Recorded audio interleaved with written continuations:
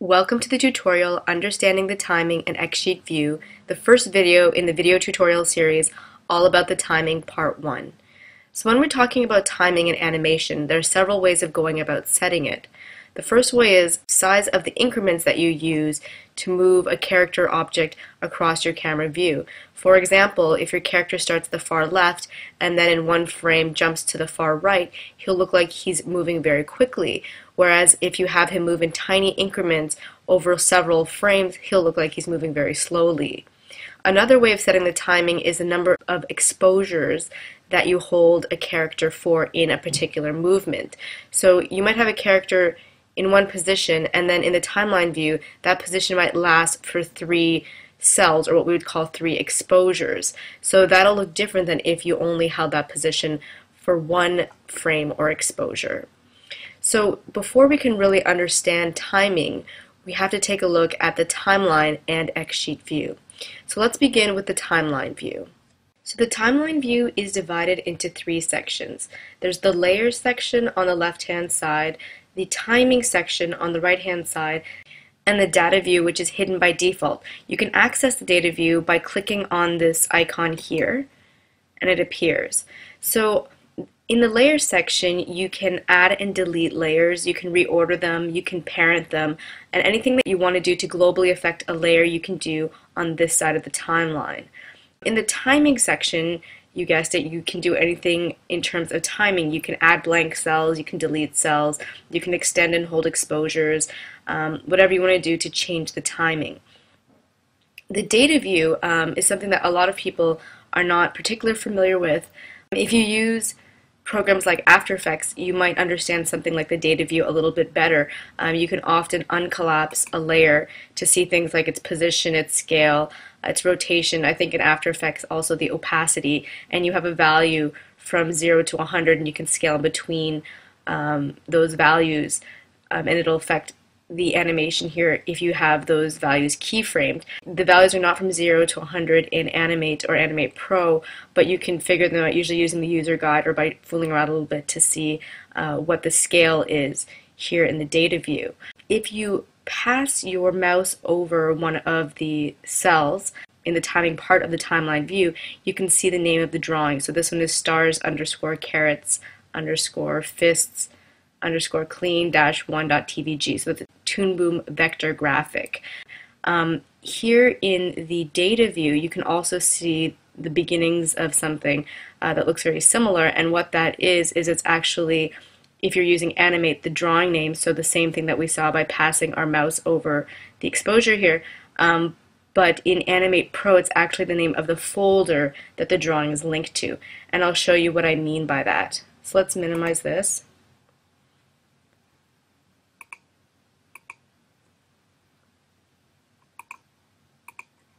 So the scene I'm working on right now is all about timing. Here's the actual, file that you double click on to open the scene in the software. But if you scroll down, as you remember, there's a bunch of extra folders, elements, environments, frame, jobs, palette library. So if we go into the elements folder, we'll see that there's one called, if we scroll down, so stars, carrots, fists, clean. So if you're using Animate Pro, you see this, the name of this folder right here in the data view, and when you pass your mouse over an exposure, you see one of these TVG file names. If you're using Animate and not Animate Pro, in both the data view and the name that comes up when you pass your mouse over the exposure, you'll see the drawing twice. So you'll see this twice.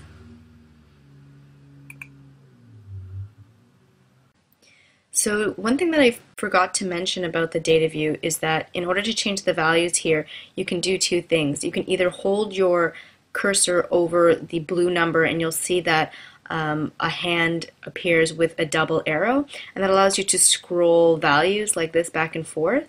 Or what you can do is you can actually click in the field and you can type in a value. And when you do that on the top layer here, so let's recollapse the layer, what you're actually doing when you scroll or you type in a number is you're changing drawings. So when we talked about swapping drawings or creating drawing substitutions, you would scroll through this section to be able to scroll through the various mouths or hands or facial feature positions that you've created for this drawing layer at a specific cell. So now let's talk about the X sheet view. And to do this, we have to bring it up. So I'm going to go to the corner here and click on this down arrow and select X sheet from the bottom of the list. So as I mentioned in a previous tutorial, the X sheet or the exposure sheet in traditional animation used to be a set of instructions that the animator would hand off to the cameraman so that he would film the cells in the appropriate manner. So Animate and Animate Pro uses the exposure sheet a little bit differently, but I'm going to go over the various parts with you. There are 13 parts to the exposure sheet that I'm going to talk about, but I'll go over them one by one. So the X sheet itself, I'm just going to expand this to make it full screen, unlike the timeline, is read vertically. So you don't read it from left to right, but you read it from up to down. Each column represents a drawing layer. It shows you the names of the drawings, so this might be a bit confusing because these are numbers, but you can rename your drawings, and then so you would see that this is actually the name of the drawing and not necessarily a frame number. The frame numbers are actually listed here, so frame 1 would be here and the last frame of your scene would be all the way at the bottom. So in here in the function, well, these are function columns for the camera peg, you can see the actual values of the keyframes, which is something that you don't see in the timeline. You just see a black square, and any line in between indicates that motion path or motion tweening. So in the X sheet view in general has more details than the timeline and is supposed to be easier and faster to read than the timeline. So the exposure sheet has 3 sections, and what I've described to you is known as the main section of the exposure sheet, and it's the only one that's displayed by default. What you see in the main section of the X sheet is just the drawing layers, otherwise known as drawing columns, and any functions that are not attached to a specific layer. So the camera and the camera peg are not attached to any specific drawing layer, and that's why they're shown here. So the second section we're going to describe is the function column section, and you can access that by clicking on this small arrow tab here. And right now we don't see anything because you have to select a specific layer in the timeline view in order to see its functions in the function column view. So I'm going to go back to the timeline and let's enable the punching bag and the punching bag peg. And if you select the punching bag and you go back to the X sheet, you'll then see functions for the punching bag in the function view. And you can always pull this over a bit if you want to see more of the function section of the X sheet view. So the third section in the X sheet view is the column list section, and you can access this in several ways. You can click on the little gray arrow tab here on the right side, or you can go to the X sheet toolbar and click on the second icon, Show Column List. So now it's going to hide it, but you can toggle it and bring it back. Or you can go to the View menu, which exists only in Animate Pro, and select View Show Column List. In the column list, you can decide whether you want to show or hide individual columns which correspond to individual layers in the timeline view. So I could decide to show the door and the balcony, and now all of those columns are being added here, as well as in the timeline you can see they've now been enabled. So the balcony and the door, if you uncollapse it, so not the door peg but the door, are now enabled. And then if I disable these here in the timeline and I go back to the X sheet view, you'll see that once again they've also been disabled. So the door and the balcony here are disabled because I disabled them in the timeline view. You can also decide to disable complete types of columns or layers. So if I want to disable all drawing layers, I can click on this button here, and then you see nothing but the camera peg's path. If I re-enable that, it brings back any of the drawing layers that were previously enabled. And you can do that with function columns, with 3D path columns, with 3D rotation columns, sound columns, and annotation columns. And you can also click on little eyes here to show hide all.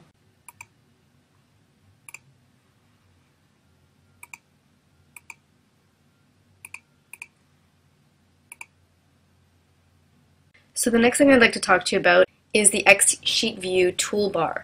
So it's this toolbar right here, and if you don't see it in your X-Sheet, you can go to Windows, Toolbars, X-Sheet View, and it'll bring up the toolbar if it's not already there.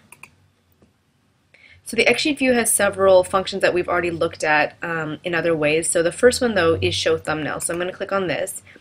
And the X-Sheet is kind of daunting to look at if you're just looking for titles of layers, but if you have an image, it's often faster to identify right away that, okay, this is the dojo, this is the punching bag, this is the fighting cloud, these are the carrots, stars, and fists, because you actually see a drawing from that layer as a thumbnail represented at the head of the column. So that's what this first button does. As you saw earlier, this toggles the column list. This button adds columns. This one deletes columns. This one adds individual frames, which is one of these long horizontal looking cells. The scan we're not going to get into. This is create empty drawing and duplicate drawing, the same two buttons that appear in as the first two buttons in the timeline view toolbar. And we saw these in the last video tutorial. You can mark certain drawings with key breakdown or in-betweens. This is very much like what you might see in an Excel spreadsheet, the clear exposure and pull. So it would clear, say I selected this drawing 3 here, which happens to be on frame 3 of the fighting cloud layer, and I clicked on this button. Not only would it clear the drawing from this layer, but it would move all the other drawings up one frame. So it would pull everything upward, and you can do a multiple selection and do that as well. So this one is to increase in exposure, and this one's to decrease in exposure. So if I want to hold 3 for 3 frames, drawing 3 for 3 frames, I can do that, or I can decide to eliminate that held exposure section as well. And the last one is to rename a drawing. So you can either click on this and it'll bring up the dialog box where you can rename a drawing, and this is the only real proper way to rename a drawing. So I could rename this as, and say OK. So now this drawing has the name Fighting Cloud. So that, or by right-clicking and going to Drawing, Rename Drawing, is the only real way to rename a drawing. If I actually click in here and then change this to 3, what I'm doing is I'm actually now holding this drawing for second exposure. I've now inserted drawing 3 in frame 4. So if I do that, I haven't renamed anything. Drawing 4 still exists, but it is no longer exposed anywhere. Well, actually, I think it's exposed right here, but it's not exposed in this section here. And if I want to bring it back, I can click on this again, and I've called up drawing 4. So clicking in a field and typing in something alphanumeric does not rename a drawing at all. It just calls up drawings the way you would do drawing swaps or drawing substitutions. So like I said, the only true way to rename a drawing is to right-click on it and go to Drawings, Rename Drawing, or by using the keyboard shortcut, of course, or by clicking on this button right here. So now let's look at the different parts of the X-Sheet view. So this white rectangle that's at the top of all of the columns is known as the column header. The title that you see in the column header corresponds to a layer in the timeline. If you're using Animate Pro and the name of the folder that all these drawings are in, like I showed you through the back end, is different from the layer name that's displayed in the timeline view, then you will see both of them listed here in the column header. However, in Animate you would only ever see the name corresponding to this layer in the timeline. If I change this name either in the column view, it'll change the timeline, and if I change the layer name in the timeline, it'll change the name in the column header. If you right-click in the column header, you're able to get all the options that you need for the column. You can change its color, for example, to make it more identifiable. You can rename it, for example, by clicking on the column editor. All those types of things you can find by right-clicking on the header. So the frame or cell indicated in the dark burgundy color is the currently selected drawing that you would see in the drawing view. So if we go back to the timeline, you can see here that we're in frame 5. If we go back to the timeline, that you'll see that we're indeed on frame 5 as listed here, or if I shrink the timeline again, you can see here we're in frame 5. of the stars and carrots and fists layer. And if we go to the drawing view, you'll see an image from that layer shown.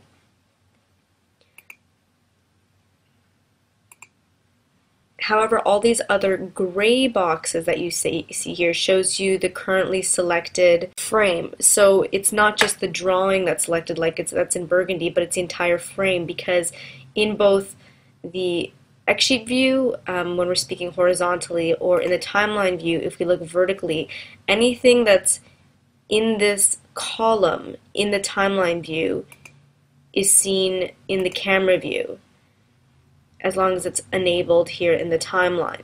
So that's what that gray row is. The gray row would be all of these frames on frame 5, but that correspond to different layers. So as I mentioned before, these are the frame numbers. You can click on any of them to go to that frame. So if I click on frame 12, and the playhead in the timeline is now at frame 12, we can see that here again as well.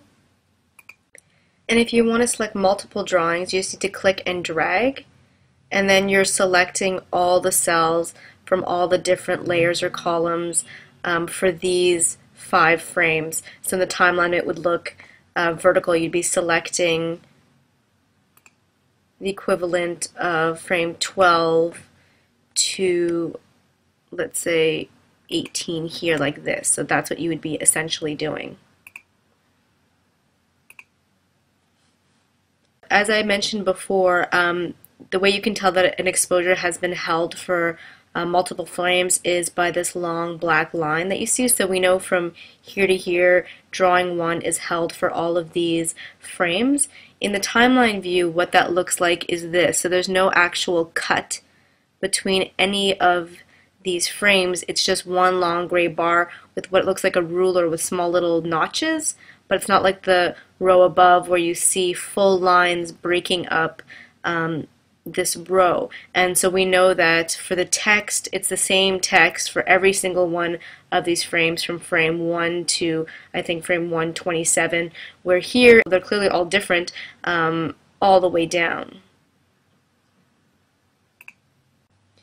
These black lines that demarcate that there's a held exposure also exist because there are certain areas where there are no drawings that exist at all. So from frame 20 to 30 in column stars, carrots, and fists, there are no drawings at all. And so I'm not confused about that because there's no line here, there's no held exposure. So I know for sure that these cells are empty. I know for sure that these cells are filled with drawings. So it's one of the last few things I'd like to show you. Here at the bottom of the X sheet, you have the current frame listed, so that would be frame 12. And if we look over here, indeed that's true.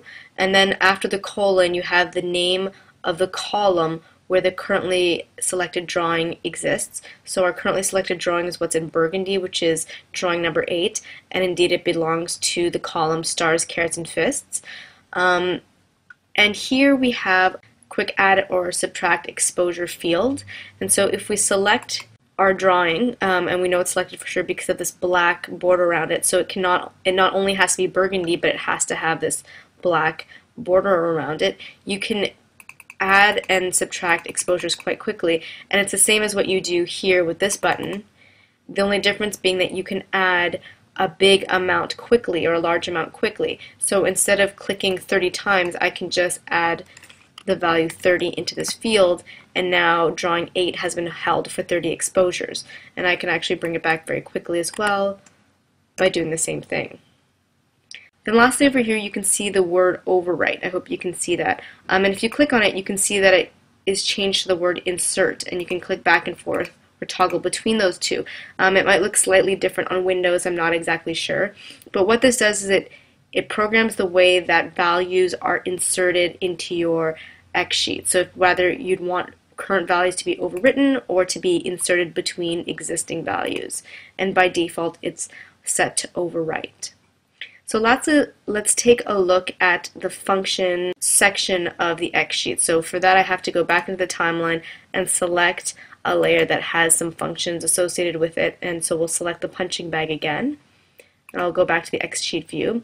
So these columns, so position X, position Y, position Z, this might look familiar to you, scale, skew, all those things you've seen before in the timeline. So if you uncollapse